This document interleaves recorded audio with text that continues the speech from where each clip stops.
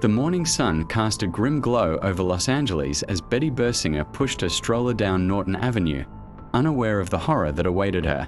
When she first saw the figure lying in the vacant lot, its pale skin and still pose made her think it was a mannequin left out for trash day. But as she drew closer, the horrifying realization struck her. This was no doll. It was a woman, sliced clean at the waist, her body arranged in a grotesque display just feet from a sidewalk. The air grew thick with the scent of death, though not a single drop of blood stained the ground. The killer had been meticulous, ensuring no trace of his violence remained at the scene. Elizabeth Short, known to those who knew her as Betty or Beth, had been a young woman with dreams as bright as the California sun. Born in Massachusetts, she'd come to Los Angeles in search of fame, working as a waitress while she chased acting roles. But the city that promised stardom had offered her only rejection. Her own father had once kicked her out, dismissing her ambitions as worthless, his voice cold with disdain as he told her to leave if she wouldn't contribute to the family. Now, lying in that vacant lot, she was nothing more than a cautionary tale, a beautiful face marred by brutality, her life cut short by a force that had always seen her as less than nothing. The police arrived quickly, their sirens a hollow echo of the city's shock.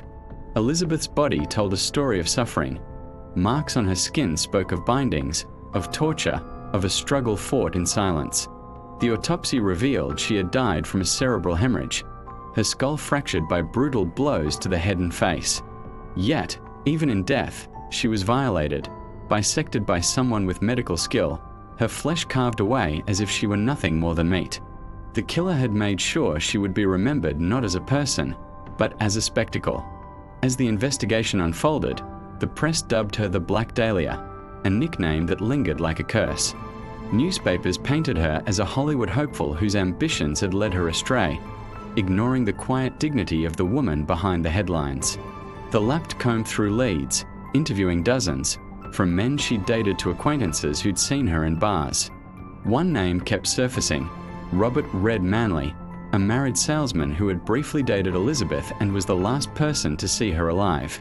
Yet, as the weeks passed, no arrest was made.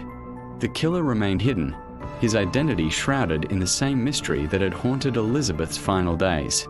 In the shadows of the case, another figure moved with quiet menace, a doctor named George Hodel, whose own son would later accuse him of the crime. Hodel had connections to Hollywood, a reputation for charm, and a secret life that few knew about.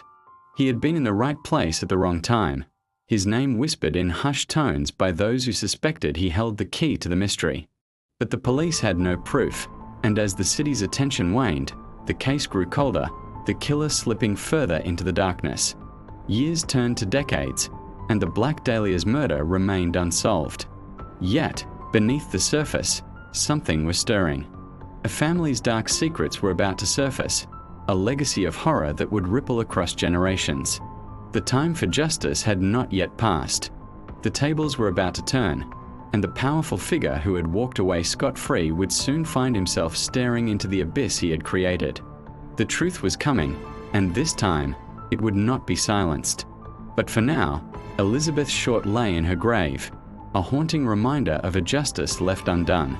The city had forgotten her, but the story was far from over. Something was waiting in the shadows, something that knew the killer's name, and it was about to make itself known.